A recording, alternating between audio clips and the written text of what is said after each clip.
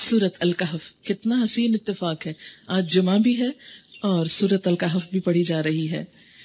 اس سورت کی ابتدائی 10 آیات اور آخری 10 آیات کی فضیلت احادیث میں بیان کی گئی ہے. آپ نے فرمایا جو ان کو یاد کرے گا اور پڑھے گا وہ فتنہ دجال سے محفوظ رہے گا. نبی صلی اللہ علیہ وسلم نے فرمایا جو اس کی تلاوت جمعے کے دن کرے گا تو آئندہ جمعے تک اس کے لیے خاص نور کی روشنی رہے گی. اس کے پڑھنے سے گھر میں سکینت اور برکت نازل ہوتی ہے. ایک مرتبہ ایک صحابی نے سورہ کہف پڑھی، گھر میں ایک جانور بھی تھا، وہ بدکنا شروع ہو گیا. انہوں نے غور سے دیکھا کہ کیا بات ہے، تو انہیں ایک بادل نظر آیا جس نے انہیں ڈھانپ رکھا ہے.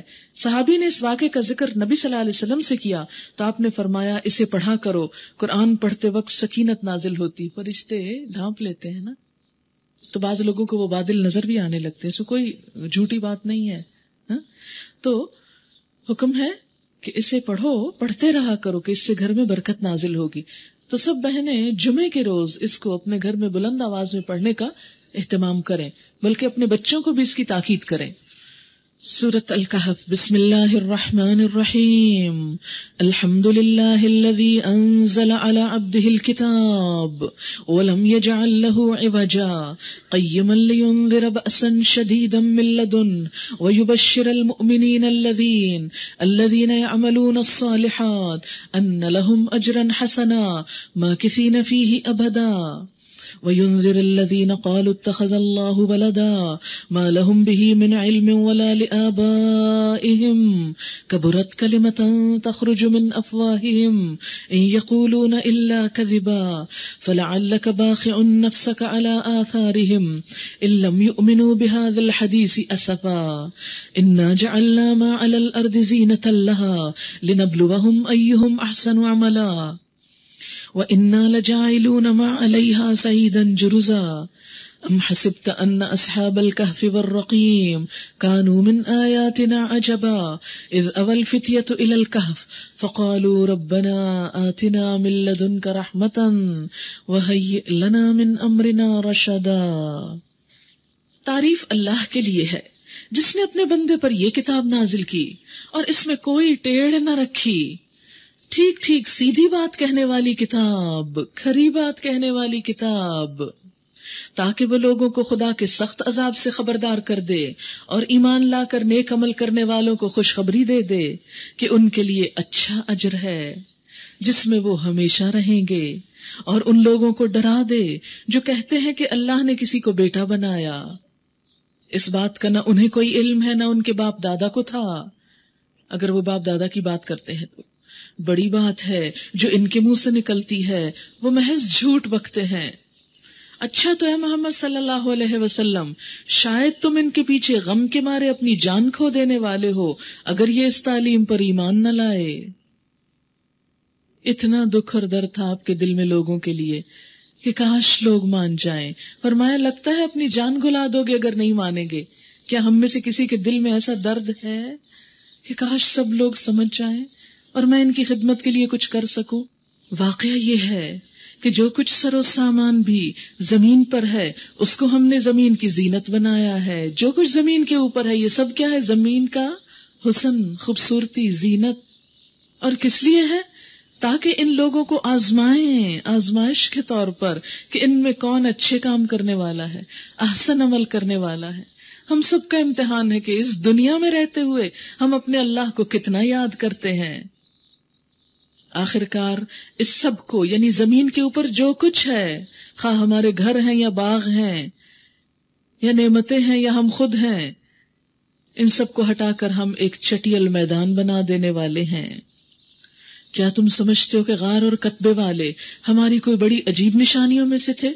جب وہ چند نوجوان غار میں پناہ گزین ہوئے اور انہوں نے کہا کہ اے پروردگار ہم کو اپنی رحمت خاص سے نواز اور ہمارا معاملہ درست کر دے، تو ہم نے انہیں اسی غار میں تھپک کر سال ہا سال کے لیے گہری نیند سلا دیا.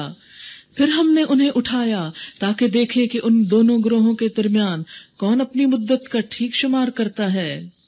یہ ہوا یہ کہ ہم ان کا اصل قصہ تمہیں سناتے ہیں. کس کی کہانی بیان ہونے لگی ہے؟ وہ چند نوجوان تھے جو اپنے رب پر ایمان لے آئے تھے. یہ چند نوجوانوں کی کہانی ہے جو ایمان لائے تھے، نوجوان، ینگ پیپل. اور ہم نے ان کو ہدایت میں ترقی بخشی تھی. ہدایت ملی، آنکھیں کھلی تو بہت آگے بڑھ گئے اس میدان میں. ہم نے ان کے دل اس وقت مضبوط کر دیے جب وہ اٹھے اور انہوں نے اعلان کر دیا کہ ہمارا رب تو بس وہی ہے جو آسمانوں اور زمین کا رب ہے، ہم اسے چھوڑ کر کسی دوسرے کو معبود نہ پکاریں گے، یعنی کسی اور کی بات نہ مانیں گے. اگر ہم ایسا کریں تو بالکل بے جا بات کریں گے. پھر انہوں نے آپس میں ایک دوسرے سے کہا، یہ ہماری قوم تو رب کائنات کو چھوڑ کر دوسرے خدا بنا بیٹھی ہے. یہ لوگ ان کے معبود ہونے پر کوئی واضح دلیل کیوں نہیں لاتے؟ آخر اس شخص سے بڑا ظالم اور کون ہو سکتا ہے جو اللہ پر جھوٹ باندھے؟ اب جب کہ تم ان سے اور ان کے معبودان غیر اللہ سے بے تعلق ہو چکے ہو تو چلو اب فلاں غار میں چل کر پناہ لو. یعنی چند نوجوان انہوں نے اپنا ایمان ڈکلیئر کر دیا کہ آج کے بعد بس ہم اللہ کی بات مانیں گے. تو ہوا کیا، ان کی اس بات سے پوری قوم ان کی دشمن ہو گئی اور ان کے قتل کے درپے ہو گئی. تو انہوں نے کیا کیا؟ ایمان کو نہیں چھوڑا، گھر بار چھوڑ دیے. کہتے ہیں کہ ایلیٹ کے بچے تھے، بہت انفلوئنشل پیپل کے بچے تھے کہ جو اپنے بچوں کے ہدایت پہ آنے سے گھبرا اٹھے. تو انہوں نے طرح طرح کی دھمکیاں دی، لیکن انہوں نے اپنے سارے عیش و عشرت کے سامان چھوڑے اور اللہ کے لیے اپنے گھروں کو چھوڑ کر ایک جنگل میں آ کر ایک غار کے اندر چھپ بیٹھے اپنا ایمان بچانے کے لیے. تھکا کے جب سو گئے تو کئی 100 سال سوئے رہے. تمہارا رب تم پر اپنی رحمت کا دامن وسیع کر دے گا اور تمہارے کام کے لیے سر و سامان مہیا کرے گا. جیسے سورۃ بنی اسرائیل کے شروع میں آتا ہے نا کہ اللہ کے سوا کسی کو اپنا کارساز نہ بناؤ، تو اس کا عملی نمونہ ہے یہ لوگ. تم انہیں غار میں دیکھتے تو تمہیں یوں نظر آتا کہ سورج جب نکلتا ہے تو ان کے غار کو چھوڑ کر دائیں جانب چڑھ جاتا ہے، اور جب وہ سورج غروب ہوتا تو ان سے بچ کر بائیں جانب اتر جاتا. سورج نے رستہ بدل لیا ان کی خاطر. اس طرح اللہ دنیا کو مسخر کر دیتا ہے اس شخص کے لیے جو اللہ کے لیے کوئی قربانی کر کے نکلتا ہے. اور وہ ہے کہ غار کے اندر ایک وسیع جگہ میں پڑے ہوئے ہیں. یہ اللہ کی نشانیوں میں سے ایک ہے، جس کو اللہ ہدایت دے وہی ہدایت پانے والا ہے، اور جسے اللہ بھٹکا دے اس کے لیے تم کوئی ولی مرشد نہیں پا سکتے. تم انہیں دیکھ کر یہ سمجھتے کہ وہ جاگ رہے ہیں، حالانکہ وہ سو رہے تھے. ہم انہیں دائیں بائیں کروٹ دلواتے رہتے تھے تاکہ بیڈ سورز نہ ہو جائیں. اللہ تعالیٰ خود سائیڈز بدلوا رہے ہیں ان کی. اور ان کا کتا غار کے دہانے پہ ہاتھ پھیلائے بیٹھا تھا رکھوالی کو. کیسے اللہ انتظام کر رہا ہے حفاظت کے، کیونکہ وہ اللہ کی خاطر سب آرام چھوڑ کے آئے تھے. اگر تم کہیں جھانک کر انہیں دیکھتے تو الٹے پاؤں بھاگ کھڑے ہوتے اور تم پر ان کے نظارے سے دہشت بیٹھ جاتی. اور اسی عجیب کرشمے سے ہم نے انہیں اٹھا بٹھایا تاکہ ذرا آپس میں پوچھ گچھ کریں. ان میں سے ایک نے پوچھا، کہو کتنی دیر اس حال میں رہے؟ دوسروں نے کہا، شاید دن بھر یا اس سے کچھ کم رہے ہوں گے. پھر وہ بولے، اللہ ہی بہتر جانتا ہے کہ ہمارا وقت کتنا اس حال میں گزرا. چلو اب اپنے میں سے کسی کو چاندی کا یہ سکہ دے کر شہر بھیجیں تاکہ وہ دیکھے کہ سب سے اچھا کھانا کہاں ملتا ہے. سب سے اچھا کھانا، اللہ والے تھے سب سے اچھا کھانا کھا رہے ہیں. کیونکہ ہمارے ہاں تو اللہ والے ہونے کا تصور کیا ہے؟ اچھا کھانا چھوڑ دو. وہاں سے وہ کچھ کھانے کے لیے لائے. بات یہ ہے کہ اپنی حیثیت اور حلال کی کمائی میں سے جو اچھا کھا سکتے ہو کھاؤ، بس اسراف نہ کرو، ضائع نہ کرو، ویسٹ نہ کرو، تکبر نہ کرو کھا کر، کسی کو حقیر نہ سمجھو. اور چاہیے کہ ذرا ہوشیاری سے کام کرے، ایسا نہ ہو کہ وہ کسی کو ہمارے یہاں ہونے سے خبردار کر بیٹھے. اگر کہیں ان لوگوں کا ہاتھ ہم پر پڑ گیا تو بس سنسار ہی کر ڈالیں گے، یا پھر زبردستی ہمیں اپنی ملت میں واپس لے جائیں گے، اور ایسا ہوا تو ہم کبھی فلاح نہ پا سکیں گے. اس طرح ہم نے اہل شہر کو ان کے حال پہ مطلع کیا تاکہ لوگ جان لیں کہ اللہ کا وعدہ سچا ہے اور یہ کہ قیامت کی گھڑی بے شک آ کر رہے گی. مگر ذرا خیال کرو، جب سوچنے کی اصل بات یہ تھی اس وقت وہ آپس میں اس بات پہ جھگڑ رہے تھے کہ ان اصحاب کہف کے ساتھ کیا کیا جائے. کچھ لوگوں نے کہا ان پہ ایک دیوار چن دو، ان کا رب ہی ان کے معاملے کو بہتر جانتا ہے. مگر جو لوگ ان کے معاملات پر غالب تھے انہوں نے کہا ہم تو ان پر ایک عبادت گاہ بنائیں گے. یہ بھی قدیم زمانے سے مسئلہ چلا آ رہا ہے کہ نیک لوگوں کی قبر پر عبادت گاہ. حالانکہ نبی صلی اللہ علیہ وسلم نے منع فرمایا ہے، اللہ نے لعنت فرمائی قبروں کی زیارت کرنے والی عورتوں پر، یعنی کثرت سے جو کرتی ہیں، قبروں پہ مسجدیں بنانے اور چراغ روشن کرنے والوں پر۔ قبر کے اوپر چراغ روشن کرنے سے منع کیا گیا، کیوں؟ اس لیے کہ چراغ تو زندہ انسان کا حق ہے، قبر کے اندر اس کو کہاں روشنی جا رہی، کیوں اپنا تیل ضائع کر رہے ہو وہاں بھیج کر، کیوں بجلی کا بلب لگوا کے وہاں لائٹ ضائع کر رہے ہو؟ اگر مردے کو ثواب پہنچانا چاہتے ہو تو کسی غریب کے گھر میں بجلی لگوا دو، جتنا عرصہ وہ استعمال کرے گا تمہارے مرنے والے کو ثواب پہنچتا رہے گا۔ کوئی یوز لیس اور بیکار کام کرنے سے روکا جس کا مرنے والے کو فائدہ کچھ نہیں۔ نبی صلی اللہ علیہ وسلم نے فرمایا، خبردار رہو، تم سے پہلے لوگ اپنے انبیاء کی قبروں کو عبادت گاہ بنا لیتے تھے، میں تمہیں اس حرکت سے منع کرتا ہوں۔ آج کل بہت سے لوگ یہ کہتے ہیں کہ پھر مسجد نبی کے اندر حضور کی قبر کیوں؟ تو بات یہ ہے کہ مسجد اس سے ہٹ کر تھی، یہ تو جب مسجد کی توسیع ہوئی تو آٹومیٹیکلی وہ بیچ میں آ گئی۔ نبی صلی اللہ علیہ وسلم کو جب دفنایا گیا تو مسجد کے اندر نہیں دفنایا گیا تھا، یا آپ کے دفن کرنے کے بعد اس پر مسجد نہیں بنائی گئی تھی، وہ تو ایک ضرورت کے تحت اس طرف کو پھیل گئی۔ پھر آپ صلی اللہ علیہ وسلم نے فرمایا، اللہ نے لعنت فرمائی یہود اور نصارہ پر، انہوں نے اپنے انبیاء کی قبروں کو عبادت گاہ بنا لیا، یعنی قبروں پہ جا کے عبادت نہیں کرنی چاہیے۔ ان لوگوں کا حال یہ تھا کہ اگر ان میں کوئی مرد صالح ہوتا تو اس کے مرنے کے بعد اس کی قبر پہ مسجدیں بناتے، اس کی تصویریں تیار کرتے، یہ قیامت کے روز بدترین مخلوق ہوں گے۔ یہ بخاری اور مسلم کی روایت ہے، صحیح ترین حدیث ہے۔ کچھ لوگ کہیں گے کہ وہ 3 تھے، چوتھا ان کا کتا تھا، کچھ دوسرے کہہ دیں گے کہ 5 تھے، چھٹا ان کا کتا تھا۔ یہ سب بے تکی ہانکتے ہیں۔ پیچھے کہا گیا نا، جس چیز کا علم نہیں اس کا پیچھا مت کرو۔ جب تمہیں پتہ ہی نہیں تو خود سے اندازے کرنے کی کیا ضرورت ہے؟ اور اس سے کیا فرق پڑتا ہے کہ وہ کتنے تھے؟ بس تھے جتنے بھی تھے۔ تمہارے لیے اصل میسج کیا ان کے واقعے میں؟ کہ ایمان بچانے کے لیے اللہ کے دین کی خاطر بڑی سے بڑی قربانی کرنی پڑے تو بھی کر گزرو۔ ہم تو چھوٹی سی بات پہ آ کے رک جاتے، نہیں آج بڑی مجبوری، آج نہیں قرآن سننے جا سکتے، آج تو گھر میں یہ مسئلہ ہو گیا ہے۔ کوئی چھوٹی سی بات جو خلاف توقع ہو جائے، مثال کے طور پر آج کل بچوں کی چھٹیاں ہو گئی، بہت سی مائیں شاید آج نہ آئی ہوں کہ اب بچوں کو کون دیکھے، تو آپ دیکھیں کہ بچوں کو چھوڑ کے آپ بازار بھی تو چلے جاتے ہیں، بچوں کو چھوڑ کے آپ سو بھی تو جاتے ہیں، لیکن بچوں کو چھوڑ کر قرآن کیوں نہیں پڑھا جا سکتا؟ 2-2.5 گھنٹے کی تو بات ہے۔ اگر بچیاں بڑی ہیں تو ان کو ساتھ لے آئیں، پیچھے بیٹھ جائیں، ساتھ ان کو بھی بٹھا لیں، لیکن اس چانس کو مس نہیں کریں۔ اللہ کی راہ میں جو نکلے ہیں نکلتے چلے جائیں۔ اگر بہت چھوٹے بھی ہیں تو بہت پیچھے بھی آپ بیٹھ جائیں تو آپ ان کے ساتھ بھی کچھ نہ کچھ سن لیں گے، بالکل محروم نہیں رہیں گے۔ دنیا کے سب کام ہو جائیں گے۔ آپ دیکھیں کہ 24 گھنٹے میں اگر یہ 3 یا 4 گھنٹے، اگر 4 گھنٹے نکال لیں تو بھی 20 گھنٹے آپ کے پاس دنیا کے کام کو ہیں۔ یعنی بچوں کے حقوق ہمیں اس سے روکتے نہیں کہ ہم اللہ کا حق ادا نہ کریں، دونوں ساتھ ساتھ بھی چل سکتے ہیں، بس مینجمنٹ کی ضرورت ہے کہ آپ کیسے مینج کرتے ہیں۔ کچھ لوگ کہیں گے وہ 3 تھے اور چوتھا ان کا کتا تھا، کچھ دوسرے کہیں گے 5 تھے، چھٹا کتا تھا، سب بے تکی ہانکتے ہیں۔ کچھ اور لوگ کہتے ہیں 7 تھے، 8واں کتا تھا۔ کہو میرا رب ہی بہتر جانتا ہے کہ وہ کتنے تھے، کم ہی لوگ ان کی صحیح تعداد جانتے ہیں۔ بس تم سرسری بات سے بڑھ کر ان کی تعداد کے معاملے میں لوگوں سے بحث نہ کرو، تعداد کے اوپر مت بحث کرو، اس سے فائدہ ہی کچھ نہیں، اور نہ ان کے متعلق کسی سے کچھ پوچھو۔ اور دیکھو، کسی چیز کے بارے میں کبھی یہ نہ کہا کرو کہ میں کل یہ کام ضرور کر دوں گا۔ یہ کسے کہا جا رہا ہے؟ نبی صلی اللہ علیہ وسلم کو۔ کبھی ایسا وعدہ نہ کرو، الا ان یشاء اللہ، مگر یہ کہ انشاءاللہ کہا کرو۔ کیوں؟ اس لیے کہ اگر اللہ نے نہ چاہا تو کام نہیں ہو سکتا، خواہ ہم کتنا ہی چاہتے ہوں۔ اگر بھولے سے ایسی بات زبان سے نکل جائے تو فوراً اپنے رب کو یاد کرو۔ یعنی مثلاً کسی سے وعدہ کر کے آگے اور وہاں انشاءاللہ کہنا بھول گئے، گھر آ کے یاد آیا تو پھر گھر میں ہی کہہ لو انشاءاللہ، اور کہو امید ہے کہ میرا رب اس معاملے میں رشد سے قریب تر بات کی طرف میری رہنمائی فرما دے گا۔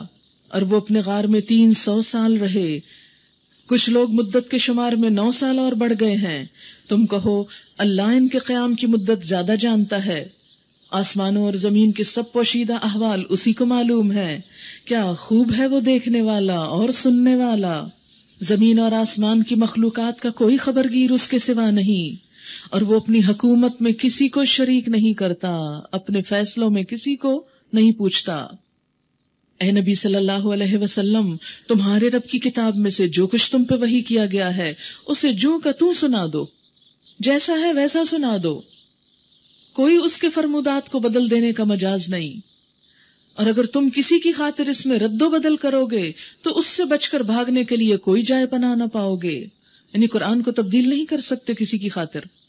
اور اپنے دل کو ان لوگوں کی معیت پر مطمئن کرو جو اپنے رب کی رضا کے طلبگار بن کر صبح و شام اسے پکارتے ہیں اور ان سے نگاہ ہرگز نہ پھیرو. کس کو کہا جا رہا ہے؟ نبی صلی اللہ علیہ وسلم کو، جو اللہ کے نبی ہیں. کیا کہ نیک لوگوں کی صحبت کو مت چھوڑو. کیا تم دنیا کی زینت پسند کرتے ہو؟ عموماً انسان نیک لوگوں کو چھوڑ کر کن چیزوں میں مشغول ہوتا ہے؟ اٹریکشن کی چیزوں. فرمایا نہیں، دنیا تو ضرورت کی چیز ہے، لیکن اس کے ساتھ ساتھ کیا کرو کہ نیک لوگ، ان کی مجلس میں اگر دنیا بہت نہیں بھی ملتی، مثلاً یہاں آپ آتے ہیں، کوئی بڑی پارٹی آپ کو نہیں بھی دی جاتی، کچھ نہ کھانے کو ملے، تب بھی آنے کا بڑا فائدہ ہے. روح جو بہت کچھ لے رہی ہے. کسی ایسے شخص کی اطاعت نہ کرو جس کے دل کو ہم نے اپنی یاد سے غافل کر دیا. غافل انسان کی بات نہ مانو. اور جس نے اپنی خواہش نفس کی پیروی اختیار کر لی، یعنی جو اپنے دل کی مانتا ہے، تم اس کی نہ مانو. اور جس کا طریقہ کار افراط و تفریط پہ مبنی ہے، حد سے بڑا ہوا، صاف کہہ دو کہ یہ حق ہے تمہارے رب کی طرف سے. اب جس کا جی چاہے مان لے، جس کا جی چاہے انکار کر دے. قل الحق من ربکم فمن شاء فلیؤمن ومن شاء فلیکفر انا اعتدنا للظالمین نارا احاط بهم سرادقها. ہم نے ان انکار کرنے والے ظالموں کے لیے ایک آگ تیار کر رکھی ہے جس کی لپٹیں انہیں گھیرے میں لے چکی ہیں. وہاں اگر وہ پانی مانگیں گے تو ایسے پانی سے ان کی تواضع کی جائے گی جو تیل کی تل چھٹ جیسا ہوگا. کبھی چپس تلے ہو تو اینڈ میں وہ جو تھک رہ جاتا ہے نا سٹف، اس کی طرف اشارہ ہے. اور ان کا منہ بھون ڈالے گا. ابلتا تیل کو پیے تو منہ میں کیا رہے. بدترین پینے کی چیز، بری آرام گاہ، نہایت بری. رہے وہ لوگ جو مان لیں اور نیک عمل کریں تو یقیناً ہم نیکوکار لوگوں کا اجر ضائع نہیں کیا کرتے. ان کے لیے سدا بہار جنتیں ہیں جن کے نیچے نہریں بہ رہی ہوں گی. وہاں وہ سونے کے کنگنوں سے آراستہ کیے جائیں گے، باریک ریشم اور اطلس و دیبا کے سبز کپڑے پہنیں گے، اور اونچی مسندوں پر تکیے لگا کر بیٹھیں گے. بہترین اجر، اعلیٰ درجے کی جائے قیام، اعلیٰ درجے کا ٹھکانہ. اے محمد صلی اللہ علیہ وسلم، ان کے سامنے ایک مثال پیش کرو. 2 شخص تھے، ان میں سے ایک کو ہم نے انگور کے 2 باغ دیے اور ان کے گرد کھجور کے درختوں کی باڑ لگائی اور ان کے درمیان کاشت کی زمین رکھی. دونوں باغ خوب پھلے پھولے اور بارآور ہونے میں انہوں نے ذرا سی کسر بھی نہ چھوڑی. ان باغوں کے اندر ہم نے ایک نہر جاری کر دی اور اسے خوب نفع حاصل ہوا. یہ کچھ پا کر ایک دن وہ اپنے ہمسائے سے بات کرتے ہوئے بولا، میں تجھ سے زیادہ مالدار ہوں. یعنی جب اتنا کچھ مل گیا تو پھر اب اس کا اظہار بھی. بہت سے لوگ اپنے مالداری کے قصے کسی نہ کسی اینگل سے سناتے رہتے ہیں. اور تجھ سے زیادہ طاقتور جتھا رکھتا ہوں. ظاہر ہے جہاں مال ہے وہاں دوست بھی بہت ہیں. پھر وہ اپنی جنت میں داخل ہوا اور اپنے نفس کے حق میں ظالم بن کر کہنے لگا، میں نہیں سمجھتا کہ یہ دولت کبھی فنا ہو جائے گی اور مجھے توقع نہیں کہ قیامت کی گھڑی کبھی آئے گی. تاہم اگر کبھی مجھے اپنے رب کے حضور پلٹایا بھی گیا تو ضرور اس سے بھی زیادہ شاندار جگہ پاؤں گا. اس کے ہمسائے نے گفتگو کرتے ہوئے اس سے کہا، کیا تو کفر کرتا ہے اس ذات سے جس نے تجھے مٹی سے اور پھر نطفے سے پیدا کیا اور تجھے ایک پورا آدمی بنا کھڑا کیا؟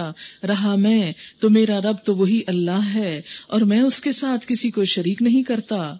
اور جب تو اپنی جنت میں داخل ہو رہا تھا اس وقت تیری زبان سے یہ کیوں نہ نکلا کہ ماشاء اللہ لا قوت الا باللہ؟ اگر تو مجھے مال اور اولاد میں اپنے سے کمتر پا رہا ہے تو بعید نہیں کہ میرا رب مجھے تیری جنت سے بہتر عطا فرمائے. کیونکہ حالات اور وقت بدلتے دیر نہیں لگتی، دولت ڈھلتی چھاؤں ہے. اور تیری جنت پر آسمان سے کوئی آفت بھیج دے جس سے وہ صاف میدان بن کر رہ جائے یا اس کا پانی زمین میں اتر جائے اور پھر تو اسے کسی طرح نہ نکال سکے. آخر ہوا یہ کہ اس کا سارا پھل مارا گیا اور وہ اپنے انگوروں کے باغوں کو چھتوں پر الٹا پڑا دیکھ کر اپنی لگائی ہوئی لاگت پر ہاتھ ملتا رہ گیا اور کہنے لگا، کاش میں نے اپنے رب کے ساتھ کسی کو شریک نہ ٹھہرایا ہوتا. یہاں آپ کو پتہ ہے کس کو شریک ٹھہرا رہا تھا؟ دولت کو، باغ کو. اس کی وجہ سے بہت اترا رہا تھا. نہ ہوا اللہ کو چھوڑ کر اس کے پاس کوئی جتھا کہ اس کی مدد کرتا، جنہیں وہ بڑی چیز سمجھتا تھا کہ میرے بہت جاننے والے ہیں، بہت کام آنے والے ہیں. اور نہ کر سکا وہ آپ ہی اس آفت کا مقابلہ. اس وقت معلوم ہوا کہ کارسازی کا سارا اختیار خدائے برحق ہی کے لیے ہے، انعام وہی بہتر ہے جو وہ بخشے، انجام وہی بخیر ہے جو وہ دکھائے۔ وَاضْرِبْ لَهُم مَّثَلَ الْحَيَاةِ الدُّنْيَا كَمَاءٍ أَنزَلْنَاهُ مِنَ السَّمَاءِ، اور اے نبی صلی اللہ علیہ وسلم انہیں دنیا کی حقیقت اس مثال سے سمجھاؤ کہ آج ہم نے آسمان سے پانی برسا دیا تو زمین کی پود خوب گھنی ہو گئی، خوب مال حاصل ہو گیا، کل وہی نباتات بھس بن کر رہ گئے، ہر نئی چیز پرانی ہو جاتی، جو آپ کھاتے ہیں عمدہ سے عمدہ وہ کیا بن کے نکلتا ہے، جو آپ پہنتے ہیں وہ پرانا ہو کر کیا لگتا ہے، اعلیٰ ترین گھر کچھ عرصے کے بعد رینوویٹ کرانا پڑتا ہے، باغ خزاں میں بدل جاتا ہے، ہر چیز پرانی ہو جاتی ہے۔ اس لیے کسی نئی چیز پر، کسی چمکنے والی چیز پر تکبر اور فخر نہیں ہونا چاہیے، اور اس کی وجہ سے کبھی اللہ کی نافرمانی نہیں ہونی چاہیے۔ کل وہی نباتات بس بن کر رہ گئی جسے ہوائیں اڑائے لیے پھرتی ہیں، اللہ ہر چیز پر قدرت رکھتا ہے۔ یہ مال اور یہ اولاد، المال والبنون زینت الحیات الدنیا، محض دنیاوی زندگی کی ہنگامی آرائش، والباقیات الصالحات، اصل میں تو باقی رہ جانے والیاں نیکیاں، وہی تیرے رب کے نزدیک نتیجے کے لحاظ سے بہتر ہیں، اور انہی سے اچھی امیدیں وابستہ کی جا سکتی ہیں۔ فکر اس دن کی ہونی چاہیے جبکہ ہم پہاڑوں کو چلا دیں گے اور تم زمین کو بالکل برہنا پاؤ گے، اور ہم تمام انسانوں کو اس طرح گھیر کر جمع کریں گے کہ اگلوں پچھلوں میں سے ایک بھی نہ چھوٹے گا، کوئی ایک نہ بھاگے گا، نہ میں نہ آپ، اور سب کے سب تمہارے رب کے حضور صف در صف پیش کیے جائیں گے۔ وَعُرِضُوا عَلَىٰ رَبِّكَ صَفًّا، لائن قطار۔ ابھی تو ہم ایک بھگدڑ مچا دیتے ہیں نا، لیکن وہاں بھگدڑ نہ مچا سکیں گے، لائن قطار۔ قرآن میں ایک سورۃ صف ہے، ایک صافات ہے، فرشتے کہتے ہیں اِنَّا لَنَحْنُ الصَّافُونَ، ہم صفیں باندھ کے رکھتے ہیں، اور ہم مسلمان کوئی لائن نہیں بنا سکتے، کیوں کہ کانسیپٹ سے ہی ناشنا، جنگلی اور وحشی جانوروں کی طرح ہجوم اور بھیڑ، کیوں اپنے صبر جو نہیں، اپنی باری کا انتظار جو نہیں۔ ہر شخص آگے جانا چاہتا ہے، ظاہر ہے ایک وقت میں ایک ہی جا سکتا ہے۔ وَعُرِضُوا عَلَىٰ رَبِّكَ صَفًّا لَقَدْ جِئْتُمُونَا كَمَا خَلَقْنَاكُمْ أَوَّلَ مَرَّةٍ، لو دیکھ لو آ گئے نا تم ہمارے پاس اسی طرح جیسا ہم نے تم کو پہلی بار پیدا کیا تھا۔ تم سمجھتے تھے کہ تمہارے لیے تو وعدے کا کوئی وقت ہی مقرر نہیں۔ وَوُضِعَ الْكِتَابُ، نامہ اعمال رکھ دیا جائے گا۔ اس وقت تم دیکھو گے کہ مجرم لوگ اپنی کتاب زندگی کے اندراجات سے ڈر رہے ہوں گے، جیسے کوئی بھی بچہ امتحانی پرچہ دیکھ کر ڈر رہا ہوتا ہے کہ پتہ نہیں نمبر کتنے آئے۔ ہر امتحان دینے والا رزلٹ کے دن خوف زدہ ہوتا ہے، پتہ نہیں کون سی ڈویژن، کون سا گریڈ آتا ہے، کہاں جا پہنچتا ہوں۔ تو قیامت کے دن انسان اپنا اعمال نامہ دیکھ کر بھی ڈر رہا ہوگا، اور کہہ رہے ہوں گے وَيَقُولُونَ يَا وَيْلَتَنَا، ہائے افسوس ہم پر، مَا لِهَٰذَا الْكِتَابِ، اس کتاب کو کیا ہے، لَا يُغَادِرُ صَغِيرَةً وَلَا كَبِيرَةً، اس نے نہ کوئی چھوٹی بات چھوڑی نہ بڑی چھوڑی، إِلَّا أَحْصَاهَا، مگر اس کو شمار کر کے رکھا، وَوَجَدُوا مَا عَمِلُوا حَاضِرًا، وَوَجَدُوا مَا عَمِلُوا حَاضِرًا، اور جو کچھ انہوں نے کیا تھا وہ سب اپنے سامنے حاضر پائیں گے۔ وَلَا يَظْلِمُ رَبُّكَ أَحَدًا، اور تیرا رب کسی ایک پر بھی ظلم نہ کرے گا۔ انسان قیامت کے دن اپنے ایک ایک عمل کو دیکھ لے گا، الگ الگ ہر چیز کے کیٹلاگ بنے ہوئے ہوں گے، سب پہ پوری کیلکولیشن کے ساتھ الا احصا، شمار کیا ہوگا، گن گن کے رکھا ہوگا۔ کیا مثلاً وہ سب دوست جن کو میں نے دھوکہ دیا، وہ سب کتابیں جو میں نے پڑھی، وہ سب جھوٹ جو میں نے بولے، وہ آرام جو میں نے کسی کو دیا، وہ لطیفے جن پہ میں ہنسی، وہ کام جو مجھ سے غصے کی حالت میں ہوئے، وہ باتیں جن پہ میں اپنے بہن بھائیوں پہ چلائی، وہ لمحات جب میں والدین پر زیر لب بڑبڑائی، ایک ایک چیز گن کے رکھی ہوئی ہوگی۔ ضخیم کتاب، پوری زندگی کی کتاب، نہ صرف یہ کہ بولی ہوئی چیزیں بلکہ سوچیں بھی، وہ نفسانی شہوت بھری سوچیں جو میں سوچتی رہتی تھی، وہ حیوانی جذبات جنہوں نے مجھے مغلوب کر لیا اور حرام کام کروائے، یہ سب کے سب سامنے ہوں گے۔ دنیا میں اگر کوئی ہمیں یہ سب کچھ دکھا دے تو ہم آگے بڑھ کے وہ چھین کے پھاڑ ڈالیں، لیکن قیامت کے دن اپنا اعمال نامہ کوئی پھاڑ نہ سکے گا۔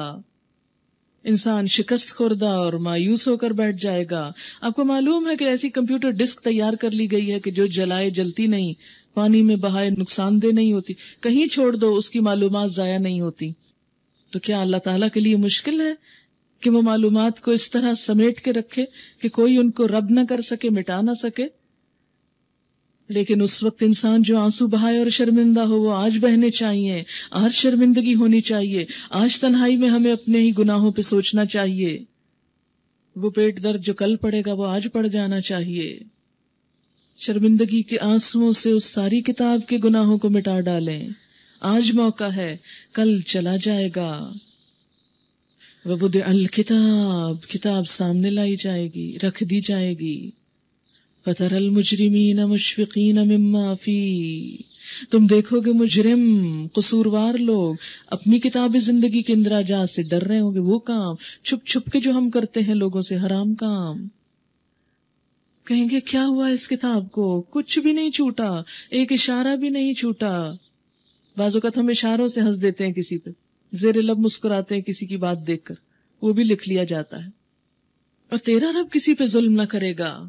یاد کرو جب ہم نے فرشتوں سے کہا تھا کہ آدم کو سجدہ کرو تو انہوں نے سجدہ کیا مگر ابلیس نے نہ کیا. کان من الجن، یہ ابلیس جنوں میں سے تھا، اس لیے اپنے رب کے حکم کی اطاعت سے نکل گیا، کیونکہ آزادی ہے نا جنوں کو بھی. اب کیا تم مجھے چھوڑ کر اس کو اور اس کی ذریت کو اپنا دوست بناتے ہو؟ مجھے چھوڑ کر اسے اپنا سرپرست بناتے ہو، مددگار سمجھتے ہو، حالانکہ وہ تمہارے دشمن ہیں. بڑا ہی برا بدل ہے جسے ظالم لوگ اختیار کر رہے ہیں. میں نے آسمان و زمین پیدا کرتے وقت ان کو نہیں بلایا تھا اور نہ خود ان کی اپنی تخلیق میں انہیں شریک کیا تھا. یہ میرا کام نہیں کہ گمراہ کرنے والوں کو اپنا مددگار بنایا کروں. پھر کیا کریں گے یہ لوگ اس روز جبکہ ان کا رب ان سے کہے گا کہ پکارو اب ان ہستیوں کو جنہیں تم میرا شریک سمجھ بیٹھے تھے. یہ ان کو پکاریں گے مگر وہ ان کی مدد کو نہ آئیں گے، اور ہم ان کے درمیان ایک ہی ہلاکت کا گڑھا مشترک کر دیں گے. سارے مجرم اس روز آگ دیکھ لیں گے اور سمجھ لیں گے کہ اب انہیں اس میں گرنا ہے، اور وہ اس سے بچنے کے لیے کوئی جائے پناہ نہ پائیں گے. وَلَقَدْ صَرَّفْنَا فِي هَذَا الْقُرْآنِ لِلنَّاسِ مِنْ كُلِّ مَثَلٍ وَكَانَ الْإِنسَانُ أَكْثَرَ شَيْءٍ جَدَلًا. ہم نے اس قرآن میں لوگوں کو طرح طرح سے سمجھایا مگر انسان بڑا ہی جھگڑالو واقع ہوا. ان کے سامنے جب ہدایت آئی تو اسے ماننے اور اپنے رب کے حضور معافی چاہنے سے آخر ان کو کس چیز نے روک دیا؟ اس کے سوا اور کچھ نہیں کہ وہ منتظر ہیں کہ ان کے ساتھ بھی وہی کچھ ہو جو پچھلی قوموں کے ساتھ ہو چکا، یا یہ کہ وہ عذاب کو سامنے آتے دیکھ لیں. رسولوں کو ہم اس کام کے سوا اور کسی غرض کے لیے نہیں بھیجتے کہ وہ بشارت اور تنبیہ کی خدمت انجام دیں، مگر کافروں کا حال یہ ہے کہ وہ باطل کے ہتھیار لے کر حق کو نیچا دکھانے کی کوشش کرتے ہیں، اور انہوں نے میری آیات کو اور ان تنبیہات کو جو انہیں کی گئیں مذاق بنا لیا ہے. افسوس کہ آج ہم مسلمانوں نے خود اپنے قرآن اور اس کے احکامات کا مذاق بنا لیا. اور اس شخص سے بڑھ کر ظالم اور کون ہے جسے اس کے رب کی آیات سنا کر نصیحت کی جائے اور وہ ان سے منہ پھیر لے، اللہ کی بات سن کے منہ موڑ کے چلا جائے اور اس برے انجام کو بھول جائے جس کا سر و سامان اس نے اپنے لیے خود اپنے ہاتھوں کیا ہے. جن لوگوں نے یہ روش اختیار کی ہے ان کے دلوں پر ہم نے غلاف چڑھا دیے ہیں جو انہیں قرآن کی بات سمجھنے نہیں دیتے، اور ان کے کانوں میں ہم نے گرانی پیدا کر دی. تم انہیں ہدایت کی طرف کتنا ہی بلاؤ وہ اس حالت میں کبھی ہدایت نہ پائیں گے. تیرا رب بڑا درگزر کرنے والا اور رحیم ہے، وہ ان کے کرتوتوں پر انہیں پکڑنا چاہتا تو جلد ہی عذاب بھیج دیتا، مگر ان کے لیے وعدے کا ایک وقت مقرر ہے اور اس سے بچ کر بھاگ نکلنے کی یہ کوئی راہ نہ پائیں گے. یہ عذاب رسیدہ بستیاں تمہارے سامنے موجود ہیں، انہوں نے جب ظلم کیا تو ہم نے انہیں ہلاک کر دیا، اور ان میں سے ہر ایک کی ہلاکت کے لیے ہم نے وقت مقرر کر رکھا تھا. اب موسیٰ علیہ السلام اور خضر علیہ السلام کا قصہ. خضر کا نام تو بہت لوگوں نے سن رکھا ہوگا اور بہت سی کہانیاں بھی وابستہ ہیں ان کے ساتھ. بہرحال ان کی اصل حقیقت کیا ہے وہ قرآن سے آپ کو پتہ چلے گی. کہا جاتا ہے کہ ایک سائل کے جواب میں موسیٰ علیہ السلام نے کہہ دیا کہ اس وقت مجھ سے بڑا کوئی عالم نہیں. تو اللہ تعالیٰ کو یہ جملہ پسند نہیں آیا. تو اگر ان کا پسند نہیں آیا تو ہمارا، اگر ہم میں سے کوئی یہ کہے کہ میں سب سے زیادہ جانتا ہوں، مجھے سب پتا ہے، بہت ناپسندیدہ جملہ ہے کہ کوئی کہے مجھے سب پتا ہے. اور وحی کے ذریعے انہیں مطلع کیا کہ ہمارا ایک بندہ خضر جو تجھ سے بھی بڑا عالم ہے، حضرت موسیٰ نے پوچھا یا اللہ اس سے ملاقات کس طرح ہو سکتی، کیونکہ نیک لوگ ہمیشہ بڑے علماء کی ملاقات کے شوقین ہوتے ہیں۔ اللہ تعالیٰ نے فرمایا جہاں 2 سمندر ملتے ہیں وہیں ہمارا وہ بندہ تمہیں ملے گا۔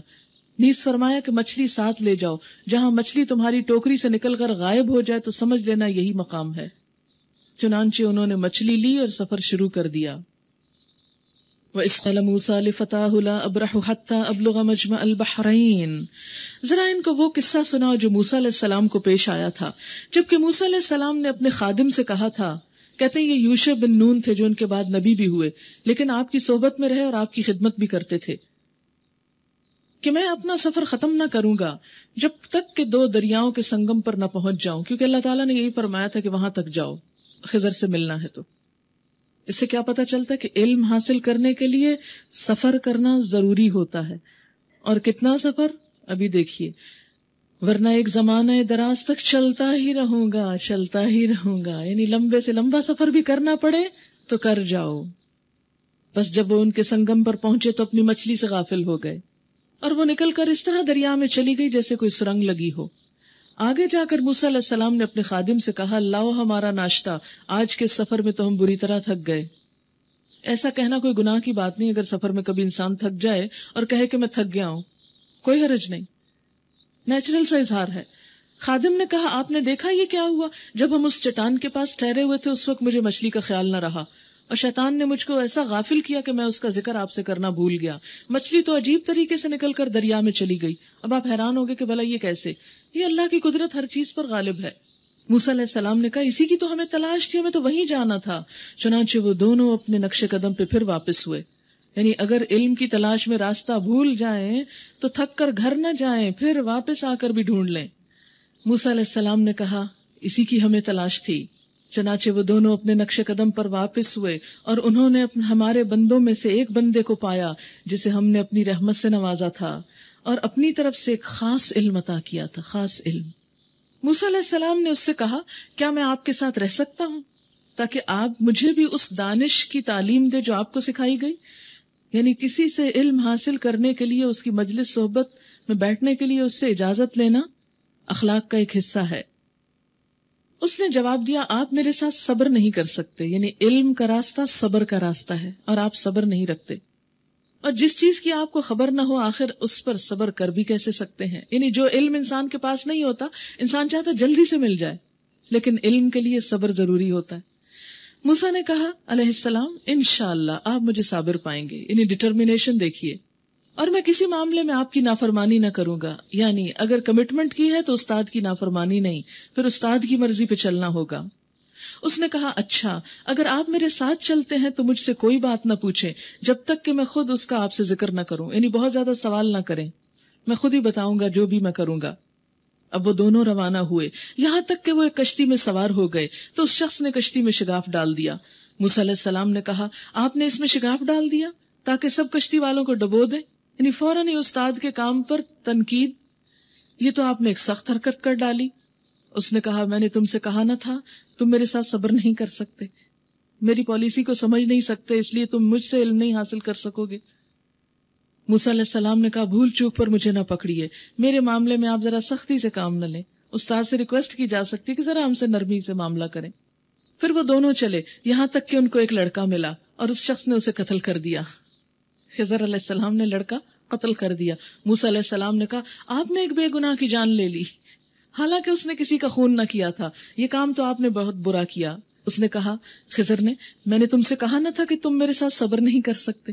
موسیٰ علیہ السلام نے کہا اس کے بعد اگر میں آپ سے کچھ پوچھوں تو آپ مجھے ساتھ نہ رکھیں، لیجیے اب تو میری طرف سے آپ کو عذر مل گیا، استاد کو راضی کر لینا چاہیے اگر وہ ناراض ہو جائے۔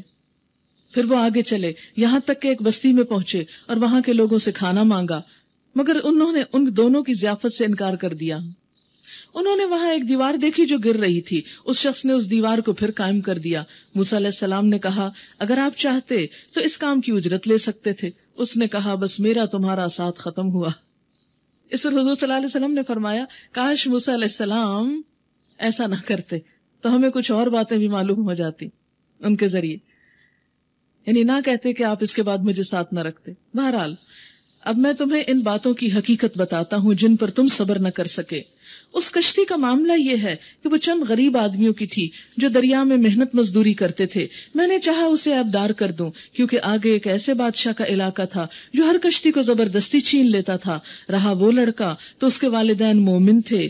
ہمیں اندیشہ ہوا کہ یہ لڑکا اپنی سرکشی اور کفر سے ان کو تنگ کرے گا، اس لیے ہم نے چاہا کہ ان کا رب اس کے بدلے ان کو ایسی اولاد دے جو اخلاق میں بھی اس سے بہتر ہو اور جس سے صلہ رحمی بھی زیادہ متوقع ہو.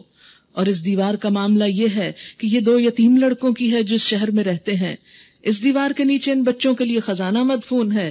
ان کا باپ ایک نیک آدمی تھا، اس لیے تمہارے رب نے چاہا کہ یہ دونوں بچے بالغ ہوں اور اپنا خزانہ نکال لیں. یہ تمہارے رب کی رحمت کی بنا پہ کیا گیا. وما فعلته عن امری، میں نے کچھ اپنے اختیار سے نہیں کر دیا. ذالک تأویل ما لم تستطع علیہ صبرا، یہ ہے حقیقت ان باتوں کی جن پہ تم صبر نہ کر سکے. وآخر دعوانا ان الحمد للہ رب العالمین.